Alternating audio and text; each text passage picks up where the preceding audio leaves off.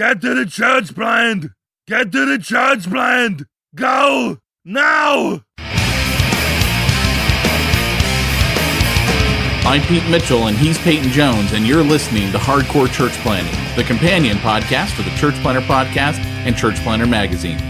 Each week, we'll bring you interviews from planters who are in the trenches making it happen right now. These active church planters bear it all, share their successes, their failures, and what they'd wish they'd known when they were first starting out. Listen in to discover how God is working in their church plant.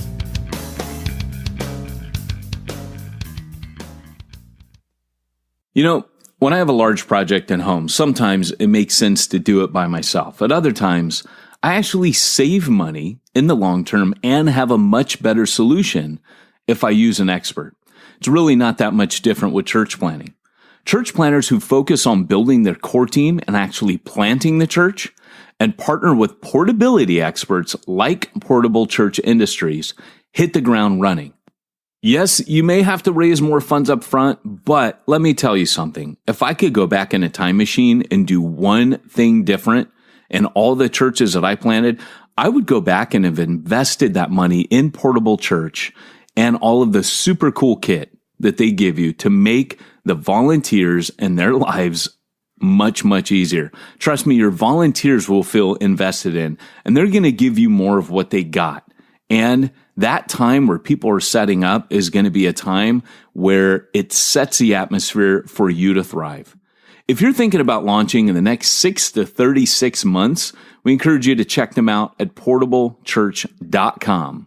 Hey, church planter, welcome to the Hardcore Church Planting Podcast. I am here today with a really cool guest because he also is a church planting podcast host, and you normally can't have us both in the room at the same time because the power is much too great.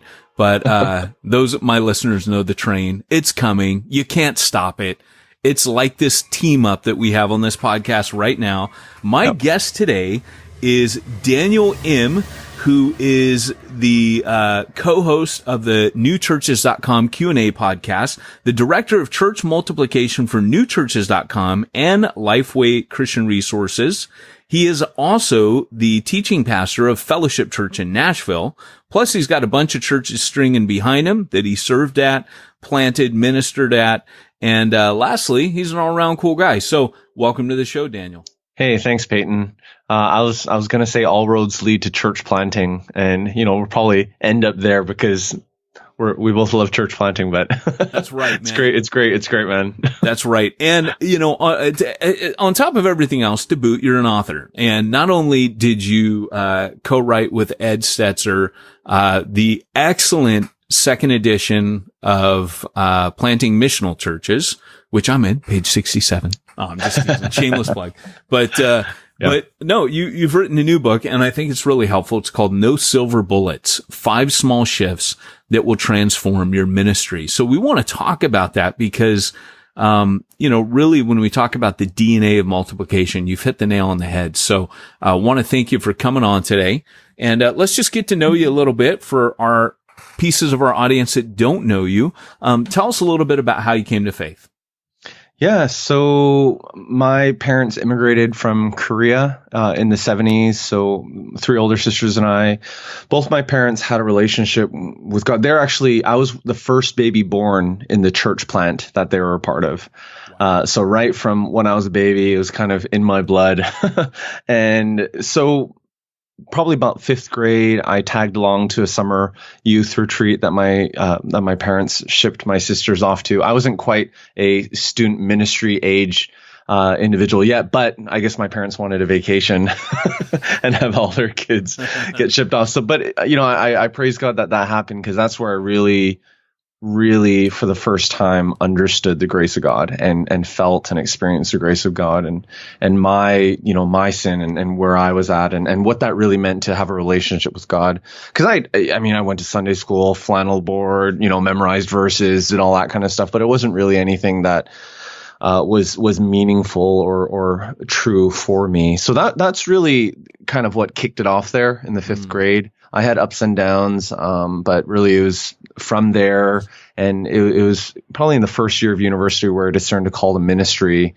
I was going the pre-med track, but yeah, the Lord had different plans. So I'm glad He directed me that way, because otherwise we wouldn't be having this conversation right now, Peyton. Hey man, a lot of people are glad that God took you that way. So, Yeah. it's really cool, man, because it's funny. I've never been to Korea, but I feel like I have a strong connection with Korea, and it goes beyond kimbap and kimchi and other things that I love eating.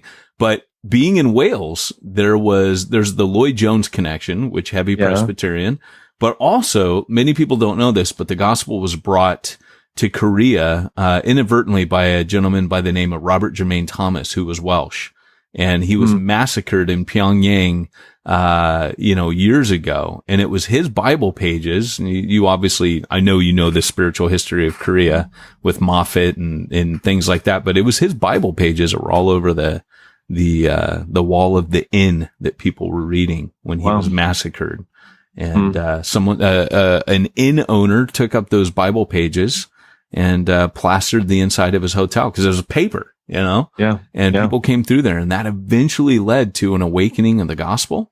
And here this guy dies as somewhat of a martyr on the sands, coming in on this, Western ship, where there was a standoff and a massacre. And, he in his last dying breath thought, man, I failed, and yet you never know the impact. You take a look at it now. Yeah. So definitely. That's awesome. Yeah, I had a bunch of Koreans in my church and a Korean service running out, and I was really tight with one of the young Korean ministers working on his PhD, and he was like, "No, you can't talk to me. You got to talk to the oldest of us," which is a rad little. I started learning Korean culture, so that's fun. Yeah, that's good. You've never shared that with me. That's fun. I like that. No, it was really cool, man. It was really cool. So I learned like kamsamida and man, it was great. So anyways, hey, so tell me a little bit how you got involved. I mean, well, you did tell us how you got involved in church planting.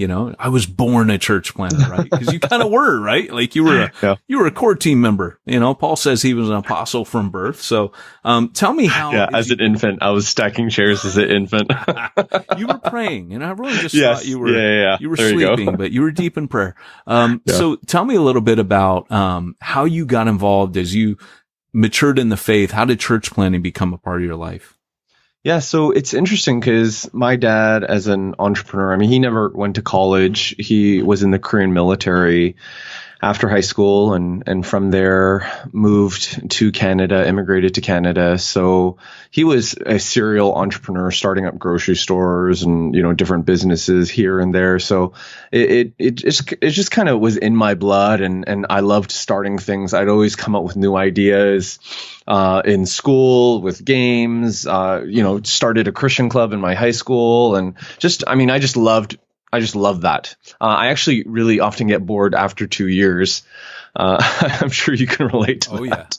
Yeah. So it's just something was broken with me, and then I realized, I think I'm apostolic. I think that's what's going on. Yeah. So that's where I guess a little bit of my history growing up, and what many people don't actually know is after graduating and going into ministry, my first I was a part of a church plant. I was not the interim pastor. I was an intern pastor at a church plant who the senior pastor was forced out because of immorality, adultery. And that was really unfortunate. So my first sermon was Easter Sunday, as not an interim pastor, as an intern pastor. Wow. So that's, so it's always really, I love the idea of reaching the lost. Not just the idea. I love reaching the lost and praying for them and starting new things. So from there, went to Montreal, another church plant as well, helped them start the second campus. And so it was a lot of that and multi-site ministry and all that. So when I was right before coming down to Lifeway, I was at a multi-site church, and part of the deal with going on staff there was, hey, they were going to assess me and send me out. And my wife and I, was like, maybe this is going to be the mother church that sends us out. So we really prayed about that. Now, the big thing in my heart, Peyton, was that I had a deep call and a love for church multiplication. And even my ministry in Korea, we called it 937. Because Matthew 9:37, right? The harvest is plentiful and the workers are few. So that was our heart. That was our prayer. I had a real distinct, deep calling to ministry and a love for planting. And when I was being assessed, basically after all the pre-assessments, interviews, and all that stuff, they were like, you know what? We want to send you out. We're ready to send you out. But the one thing that you don't have that we are specifically looking for is a call to be the church planter. Right. And at that point, my wife and I were like, we had to take a pause, because I was like, I have a distinct call to ministry. And I know everyone has a different view on calling and what role that, and what does it even mean to be called to be a church planter and all that stuff. So, I mean, all that all that aside, the specific denomination that I was a part of, it was Christian and Missionary Alliance, and they had A.B. Simpson, and there was a huge, distinct, I guess emphasis on the call, right? And they were like, hey, even if you're praying tonight and, we were to say, yes, God called me to be the church planter tonight or even tomorrow, we're ready to send you out and go because of your results and what what we see in your life. But until then, we're not going to send you out. So that was hard. That was a hard few months, year after that, and really wrestling through that. And I was like, you know what? As I was bringing it before the Lord, that caused me to really discern, okay, what is the unique calling that God has placed on my life?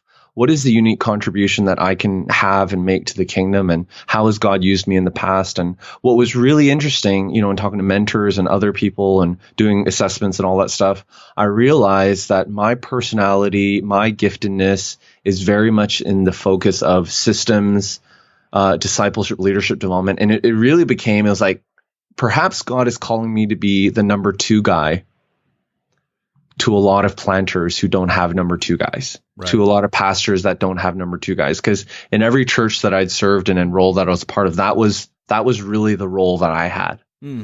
Right. So I just sat on that. I didn't really know what to do with it.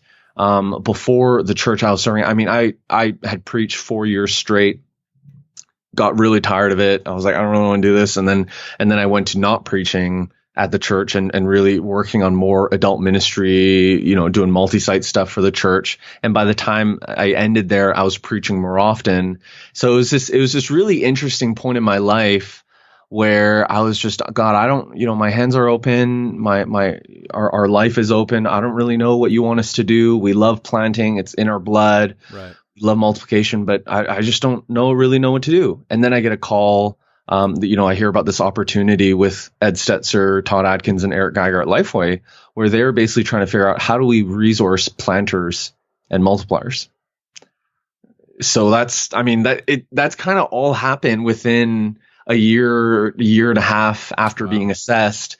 And when my wife and I prayed about it, and we just couldn't shake it off. I mean, it meant moving down to the States. I'm Canadian, and figuring out, all the visa stuff and just all the complicated nature of that all. Yeah. But really, since God saying, yes, this is where I want you to be. And we moved down. And what's been really neat is, the fact that as I'm here and as I'm serving church planners and pastors, that it kind of is that number 2, I'm kind of serving as a number 2 guy to a lot, through the resourcing and all the stuff that I get to do here. So it's a little bit of my story. Yeah. Yeah. And you guys really provide, there's a lot of cool startup stuff that you guys provide to church planners over at newchurches.com. Mm-hmm. There's like kits and things that people get with their membership, which is really rad and really necessary. So that's good, man. I can totally see how that you would be like a number 2 to those guys. And I think that's important too, because when I mentioned on a blog this week that I failed 2 online church planning assessments. Yeah. They don't know where to put me either, to be honest, because I probably wouldn't fit that either. I plant churches nowadays just to train church planners. I don't actually plant them like I used to. They used to be I just want to reach a lost. Well, that's still a priority. But to me, it's more Paul at a certain point, he shifts his focus to training others. And I think when, it's kind of like Exponential's got that theme coming up this year, being a hero maker. You quit trying to be the hero. You're just saying, you know what? I don't got to be the hero. There's one hero and I'm just going to help other people, So your ministry really is about other people's ministry. Yeah. And that's kind of me too, man. I get that. Yeah, that's cool. Yeah, when I look at the body of Christ, I really see myself as a ligament in the body of Christ. right? Because God's always used me in these bridge type roles. So even when Ed was like, hey, I want to redo planting missional churches. Do you want to do it with me? And I'm like, who am I? Like, who knows more about church planting than Ed Stetzer? Right. Right. And I'm like, what? I don't yet, he wanted me to write chapters. He wanted me to just kind of redo it and take lead on that whole thing. I didn't even know he was going to, let me put my name on it. I was just like, I just want to serve church. No, I just want to serve. I just want to serve church planners. If this is the best way, let's do it. And so when I looked at what my contribution was going to be to the book, it was, who has God gifted me to be? What is my unique role here? And it's the systems, the leadership development, the discipleship pathway stuff. That really, it was a lot of the stuff that was resonating on my heart. I was actually working on No Silver Bullets before planting missional churches, but I put it on hold. I didn't really know what the final form was going to take. I did a little bit of that in planting missional churches, and then the opportunity came for me to write this. So it's just, kind of my unique bent. Yeah. Yeah. Tell me a little bit about how you came, because it's no silver bullets, 5 small shifts that will transform your ministry. And I want to unpack, kind of just get an overview what those 5 small shifts are, but kind of what led to you writing this? There's always a story behind the story. Yeah. So part of it is, man, I don't know about you, Peyton, and we see each other at conferences quite a bit, and any church planting conference, we'll likely bump into each other. We just can't be in the room together too long. It's too much power. Yeah. So in light of that, it would be explosive. You have hair on your chin, I got hair on my head. Right. It evens itself out. There we go. Yeah. So what's interesting is, I love conferences. I love the inspirational environment of them. But as you and I well know, how many times do pastors and church leaders go to conferences only to be inspired, only to just file away that conference notebook and maybe try to do one thing, maybe try to overhaul everything that their church has done, but there's been no long-lasting change. And churches go through these cycles of, we're just going to try this new thing, or we're going to try this new thing, or this new thing. And it keeps on going in between that. There's no, as Jim Collins puts it, the hedgehog concept, there's no flywheel happening in a church. So in light of all that, and with my experience at several different churches, I began noticing that this is not just honestly, it's not really just a church leader or pastor thing. It's actually a cultural thing as well. Think about what our phones have done. I don't want to sound like an old grandpa. Oh, those darn phones. And no, but seriously, yeah, exactly. We got lost and we used the phone book. Yeah. When I would meet my friends, we would just say, this is where we're going to meet. And if you didn't come, you just waited there and you just people watched and you just, anyways, I don't want to do that. I'm not that old. I'm in my 30s, but I do remember.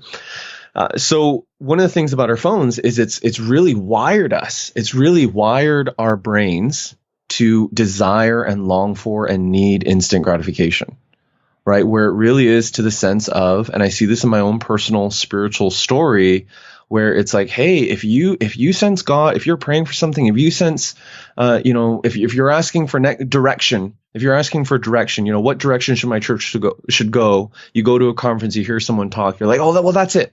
That's it. I got to do what they just said. I got to do it right now, because what do you do if you want to listen to an audiobook? You download it. What do you do if you want to read a book? You download it. If you live in a place where there's Amazon Prime now, within 2 hours, you get your groceries, right, delivered to your door. And it's just like everything is instant. Well, that's really seeped into the way that we lead our churches and the way that we view discipleship. We view discipleship, from the sense of, okay, what can you do? It's really this immediate gratification, this instant transformation that we want happening, but it really doesn't happen that way.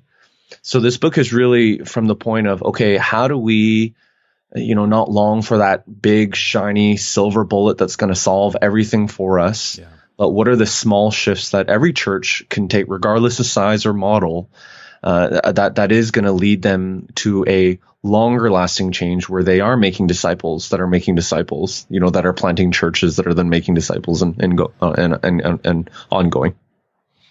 That's good, man. That's really good. It's funny because, you mentioned how they go to the conference. I always think of pastors as kind of, we're almost, it's like a pack of dogs, right? When the fire truck goes by, we bright, shiny, flashing lights, down, woo, woo, a lot of noise and a lot of lights. And, everybody goes until the ambulance goes by in the other direction. And, and we get excited about the wrong things. And I love that what you're doing with your book is you're really bringing people back. And this is always my soft spot or my love language. You know how like Gary Smalley says there's 5 love languages? Yeah. I think there's a 6th, and that is if you're talking first century, that's my passion. And so these small shifts that transform your ministry, they're rooted and grounded in not just the latest fads. And that there are certain timeless principles that we find in the New Testament and throughout church history that, the danger is as we chase these fads that we're missing things that Jesus has been doing in the church for 2,000 years. And so can you unpack what some of these shifts are? So one of the shifts is just the idea of, I guess, I'm trying to figure out which one to start with. You have the first one. By the way, let me say this. I will say to all the listeners, buy the book. Don't go, I'll just get the quick cliff notes from Daniel here. I've seen Daniel twice since I read this. The afterword to me, the epilogue was one of the most powerful things I've read all year. It was just so powerful. The Holy Spirit really used it to speak to me. Praise God. Of course, it talked about Jeff Buckley a lot. So, Jeff Buckley. So thank you for writing about Jeff Buckley. But second of all, just guys, make sure you get it. You don't cheat. Daniel's going to give you some stuff, but you need to read it. Thanks, Peyton. And I'm glad it's October when we're recording this and not January. So what you've read all year, that's a great comment. Okay, so the first shift is the idea of how do you move from a destination mindset of discipleship to a directional one. And the biggest difference there is a destination mindset is, hey, take this class, get baptized, do these things, and then you're a disciple, check these boxes off. And a directional mindset is the idea of, Hebrews 12 and Philippians 3. I mean, running the race of faith with perseverance. Eugene Peterson says, it's a long obedience in the same direction. So this first chapter takes a look at what does it look like for us to see discipleship from a 50,000 foot level? Because if I were to corner any one of your listeners or the majority of the pastors that I've had the privilege to interact with, most would say that and agree that discipleship is a long obedience in the same direction. And most would say, yeah, discipleship is directional. They would say that. But when I look at the way that discipleship happens in their churches, most would then be on the destination side, where they're like, yes, it is directional, but the way that we disciple is by doing this course, taking this class, and then getting baptized, and then doing this, and then you're good to go. Right. And part of the tension that we see there is, we are byproducts of our educational system, right? We are byproducts of our culture. So how were we educated, right? Because we disciple the way that we've been discipled, if you were even discipled, right? And if you were never discipled, that's probably why, a big indicator as to why maybe discipleship isn't happening the way that you might want it to. Right? We teach the way that we've been taught. We parent the way that we've been parented, right? Unless we consciously do so otherwise. So while we might have read the Bible and said, yes, this is how discipleship looks, the way that we actually implement it is really, there's a ton of churches that just do the copycat thing, right? What we were talking about earlier. And they'll change things here and there. And other churches will be more of a silver bullet type of church where, discipleship is a destination, get these things done, but it looks shiny from the outside, right? All the processes, systems are all set in place. It looks great. And then you got hippie churches that are, they see discipleship from a directional lens, and it's really, do whatever works for you. If you want to worship God in the mountains, worship God in the mountains. Why have corporate worship? If like there are guys like that. And then you got intentional churches that say, no, discipleship is directional, but how do you actually implement that from the outset? Now here's the really funny thing. I've had a few pastors, and yes, I'm saying this on the air, right? But I've had pastors actually email me and they didn't want to, tweet out publicly. So they'll direct message me or they'll Facebook message me because they're like, okay, Daniel, I know it's a message, but it seems like they're whispering. They're like, Daniel, I know, you work at Lifeway and there's this book called Simple Church that your bosses wrote, Tom Rainer and Eric Geiger. Are you saying that Simple Church is wrong? Like, is your influences matrix and what I just described was my quadrant, the influences matrix? Are you saying that simple churches are silver bullet churches? And they're like, but what about the purpose, Saddleback? What about the purpose driven model? And, are you saying that that's wrong and that's a silver bullet church? And I'm like, no, you got me wrong.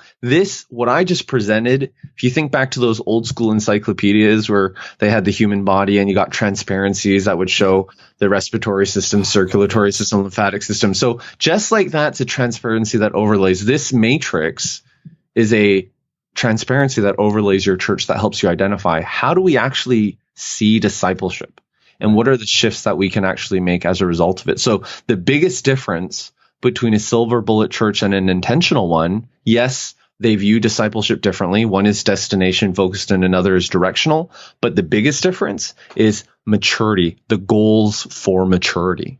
Right? Because the silver bullet church is going to say you're mature when you come on a weekend, you're part of a group, you give and you serve and you do this, right? And you take in these classes. Now, if you do those things, do mature people do those things? Yes. But does it necessarily mean that everyone who does those things is mature? No. Right. So the biggest difference with the intentional church is they see goals not unilaterally as hey, the goals are a one-dimensional term. All you got to do is do these things and you're good to go. But they see it from this perspective of input and output. And that's the research that I dig into and I unpack in the second chapter. That's really cool, man. Really, really cool. It's funny how you point out that we disciple how we were discipled. Yeah. And, I was on a call earlier today with a bunch of church planners who, they were asking me, how do you disciple? Because I told them, I said, look, as far as I'm concerned, when you're planning a church, if you're apostolic, they're asking about how the different roles in Ephesians 4, if they operate today, what they look like. And I mentioned that the apostolic person really is discipling, non-believers into believers, if you think about it from that direction. But, I they said, what do you do? And I laughed and said, I do what I was taught, literally to this day, I was taken through 1 John. And to this day, I take people through 1 John. It's been 30 years on. Yeah. That's how I disciple new believers. Okay. Yeah. 1 John. And, that's cool. Yeah. And what's really interesting too, the other thing, and this probably, it hadn't occurred to me until you said that this probably explains why I tick the way I tick, I suppose, is to me, discipleship's made up of 3 different, components. Jesus spent time with people. He taught them. And then he took them out on what I call tactics or tactical training. So there was hands-on mission. That's discipleship. Those 3 things together. That's a Peyton Jones philosophy. I might be totally wrong. Different people think different, but I was thrown out the week I was saved to go share the gospel with total strangers. So, and I hate doing that. And I'm a sucky evangelist, but to this day, that lit something within me, which is I always want to be interacting with people outside of the faith, just and doing stuff that scares the crap out of me. If I do that, I know I'm in a good place. Now, cold calling, stranger evangelism is not my thing. But it's translated. It's interesting because for me, it's always getting people hands-on is the missing component. And that's my passion. Yeah. So it's really interesting that you said that. That clicked. Well, what I love about what you just shared there, right, in terms of, Jesus taught them, spent time with them, and went out and did stuff with them. In one of the chapters in my book, I talk about this idea of moving from being a sage on the stage to being a guide on the side. Yeah. And I cite this research. So there is research behind that where it's called the 70-20-10 principle. And I'm not to be confused with the 80-20 principle. Right. Right. It is a little bit different. But the idea here is, and this comes from Dr. Alan Tuff, the book's called The Adults Learning Projects. And he basically states that 70% of the way that we learn is by doing, right, on the job, by doing. 20% is by interaction, and 10% is by listening. Now, if that's the case, when we disciple in our churches, why is it that 70% is by listening in a class, 20% by interaction, and 10% by doing? Okay, you're speaking my love language again. This is what makes me tick.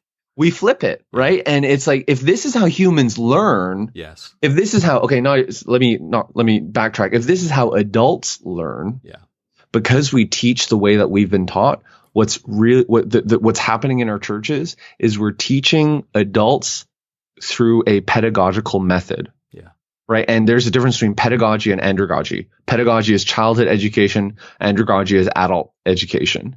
And if the way that we're teaching is, oh, well, when I was in math class, it was a blackboard and the teacher wrote out the equation and that's how we learn. Isn't that how I'm supposed to teach today? But that's not how we learn as adults. It's so rad that you're saying this, because Dead Poets Society, anyone that's ever seen that movie, the way that guy taught literature, right? He's taking them out. They're outside in the, that right there that's my approach to church planner training. People ask me, how do you train planners? I plant churches with them. I take them with me. That's how Paul trained Timothy, right? Yeah. So that's really, really cool. And I love that, man. The idea of not being a sage on the stage, but a guide from the side. And those are just two of the shifts that Daniel has unpacked. We're running out of time, but, Daniel, is there anything that you want to say just as kind of like a final little, little word out there to planters, any sage wisdom, any guide from the side, I'm going to make one up now. Any Ninja Turtle from the, no, there's nothing wrong with a Ninja Turtle. Well, you're wearing the right shirt. You're not wearing a DC comic shirt. It's a Marvel shirt. I'm a traitor. So, I put this on with a bit of shame every time because I'm such a DC fan. Are you a DC fan? Okay. Well, I have Marvel. I think Marvel does everything better than DC. As far as a fan of what company, Marvel kills it over DC. But the iconic characters, I just can't get away from Batman. I just can't. Yeah. Well, I think DC quit you, Batman. No, I love Batman too, and I think DC's making a turnaround. I hope so. I mean, with Wonder Woman, and I mean, we'll see what happens. But that's not related to the book. But what? I did want to church planning podcast. Yeah. It doesn't have to be. I did want to leave with this though. My heart is for multiplication. Right. That's the heart of new churches. That's the heart of everything that everything that I'm about. So whether it's church planting or multi-site, I'm okay with both. Yeah. So I'm not one of those people that kind of pit one against the other, because really at the end of the day, it's about multiplication. It's about reaching the lost. It's if you're planting a church or starting a campus and it's all about sheep swapping, I'm not about that. Right. And you can plant a campus or a church and be all about sheep swapping. And really it's about reaching the lost. Yeah. Now, here's the thing. If you want to multiply churches right now in America, do both.